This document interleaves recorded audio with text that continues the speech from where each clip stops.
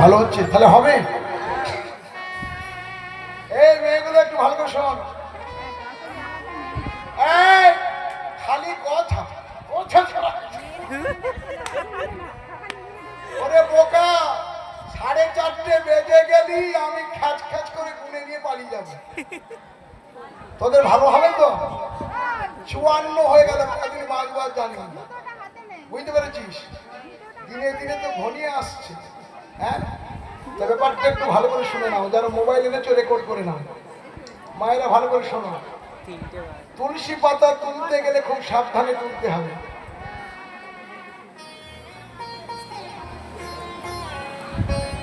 বলবো কি বলবো না? বলো না। তুলসী পাতা যখন তুলতে যাবে, তুলসী তলায় গিয়ে আগে প্রণাম করতে হবে। তার আগে তুলসী পাতা তোলা যাবে না, তাহলে কিন্তু অপরাধ হবে। প্রণাম করতে করতে একটা মন্ত্র বলতে হয়, মন্ত্রটা কি মনে না থাকলে মোবাইলে রেকর্ড করে নিন। বলবো কি বলবো না? বলবো, হাত জোর করবো, মোবাইলে রেকর্ড করে নিন। তুলসী তোলার আগে মন্ত্রটা বলবেন, ভক্তা বিহীন অপরাধ লোকসই ক্ষিপ্তাস্তি কামাদি তরঙ্গ মধ্যে কৃপাময়ী তং শরণ্যং প্রপন্নে বৃন্দে নমস্তে চরণারবিন্দম।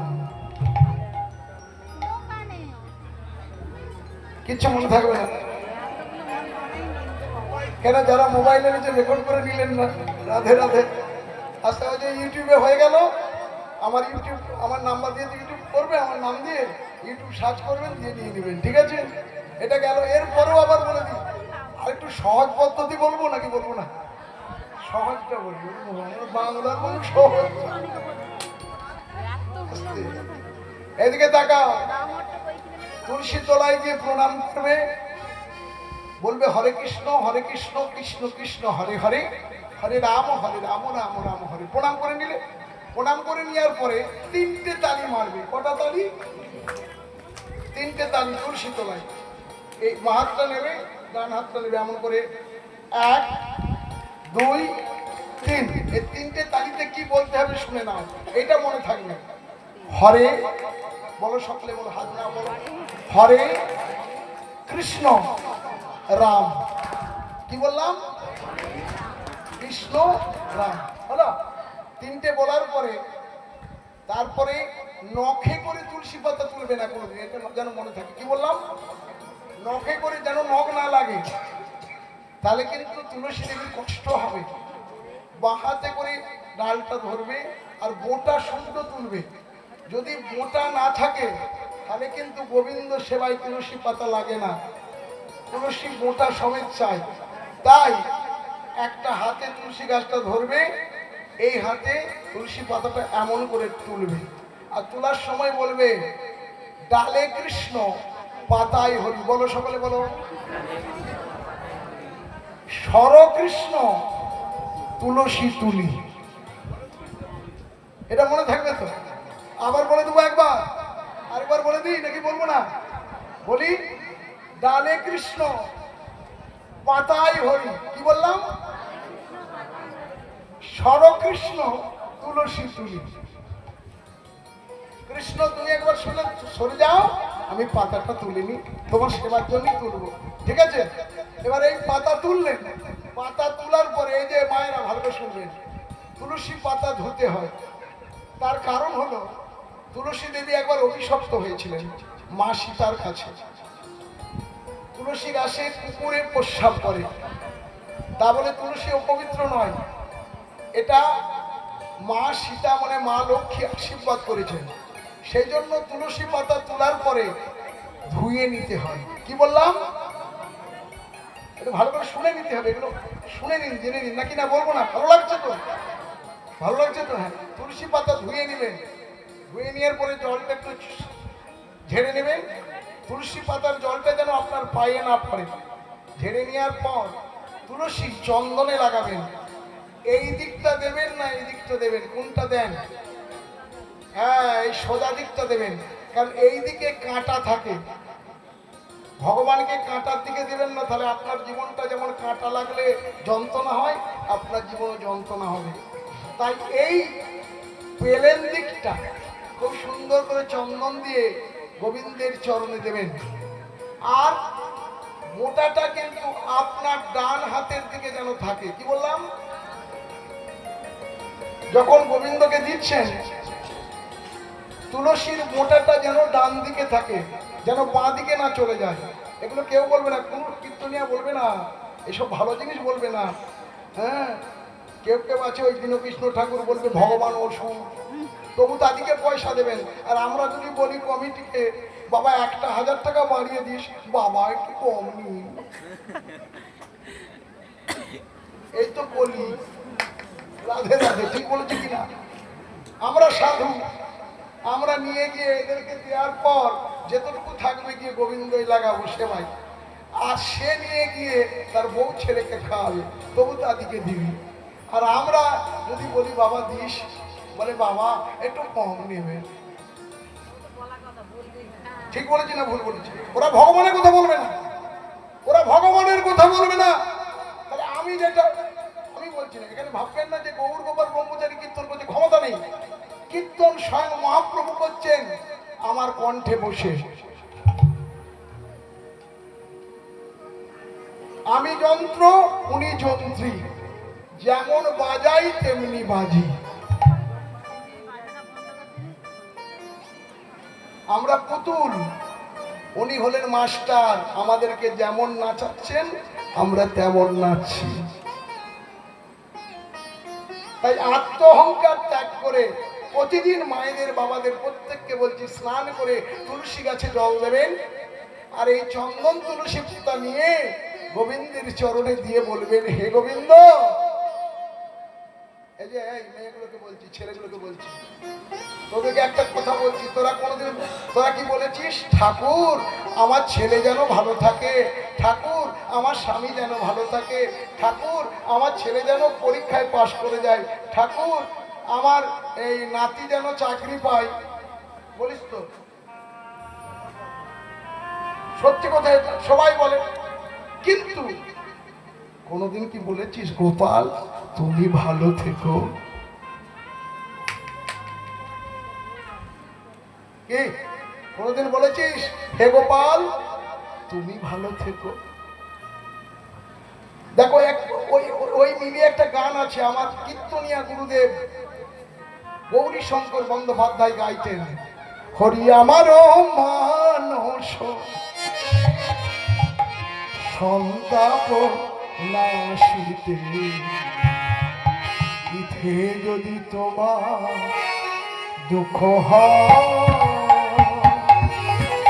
হরে আমার সন্তাপ নাশিতে, ইথে যদি তোমার দুঃখ হরে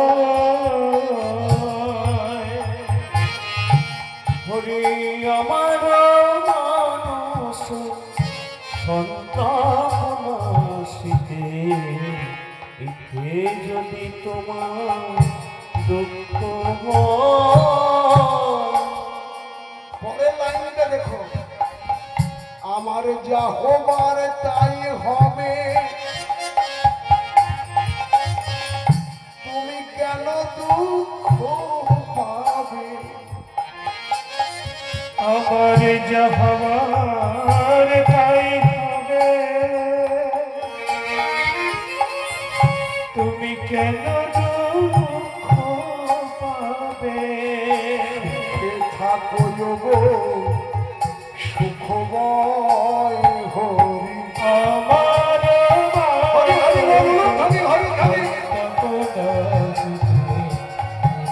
যদি তোমার দুঃখ হয়, মানুষ সন্তাপ নাশিতে, যদি তোমার দুঃখ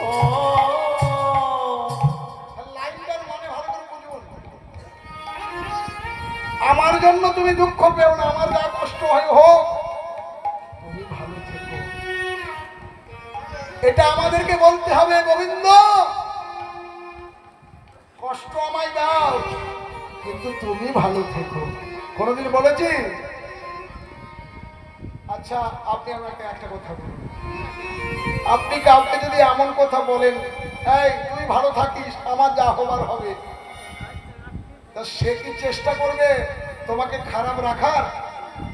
চেষ্টা করবেন। তাহলে এইটা হলো মূল প্রেম, এইটা হলো মূল ভক্তি। যদি কোনো ভক্ত একবার বলে গোবিন্দ তুমি ভালো থেকো, আমার যা হয় হোক, যত কষ্ট দাও দাও, যত দুঃখ দাও দাও, তবে যেন তোমায় আমি না ভুলে যাই, আমি যেন তোমায় মনে রাখি, আমি যেন সারাদিনে একবার তোমার নাম করতে পারি, আমি যেন সারাদিনে তোমার চরণে একটা তুলসী, একটা ফুল দিতে পারি, নয়ন জলে বুক ভাসিয়ে হরি গৌর হরি হরি বল, হরি বল, হরি বল, হরি বল।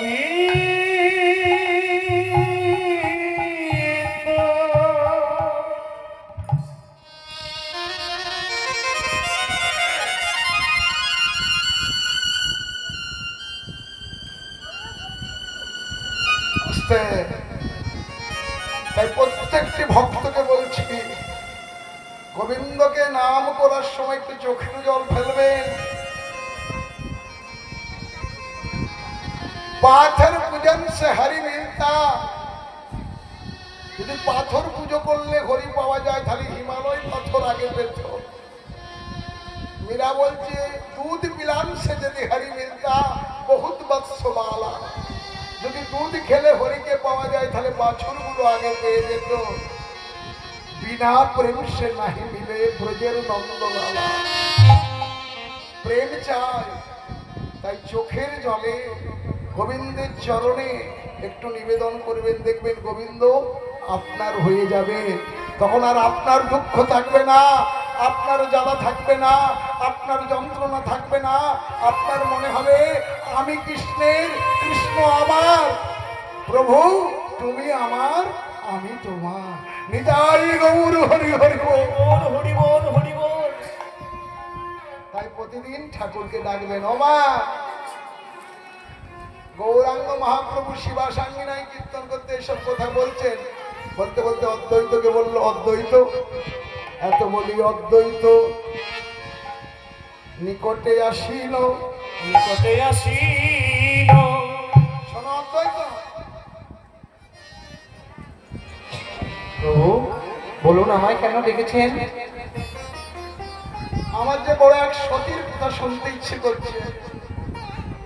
প্রভু সে তো আমার সৌভাগ্যের বিষয়, আমি আপনাকে আপনার কথাই ঘুরিয়ে বলবো। তা বলুন প্রভু, কোন সতীর কথা আপনার শুনতে ইচ্ছা হচ্ছে? অনুসুয়া মায়ের কথা বড় শুনতে ইচ্ছে করছে। তুমি যদি আমায় কৃপা করে শোনাও, আমি যে ভক্ত সঙ্গে ভক্ত মুখে হরিকথা শুনতে ভালোবাসি, অভক্তের মুখে নয়। তুমি তো ভক্ত অদ্বৈত, তুমি হলে ভোলানাথ মহাদেব। নিতাই গৌর হরি হরি বল, হরি বল, হরি বল। তাই তুমি বলো, আমি শুনবো।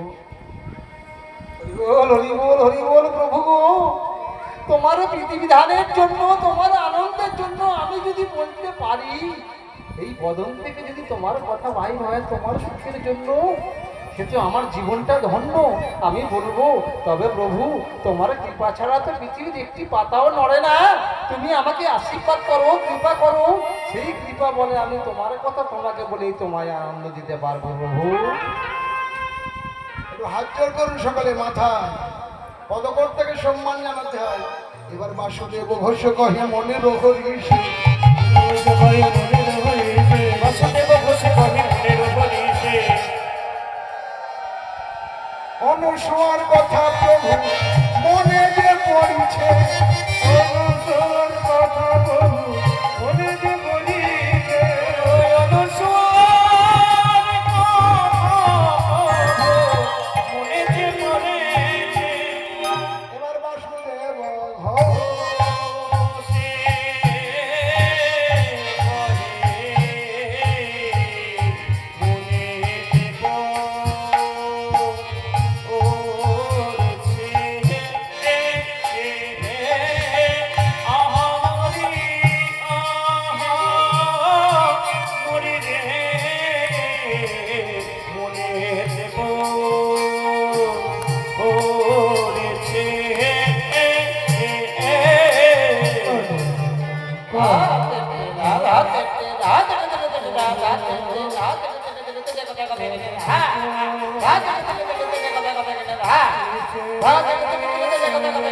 বাসুদেব ঘোষে কহে মনতে করেছে বাসুদেব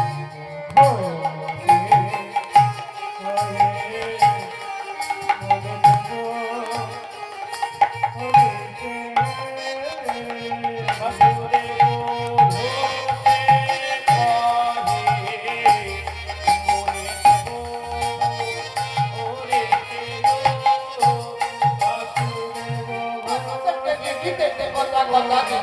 কথা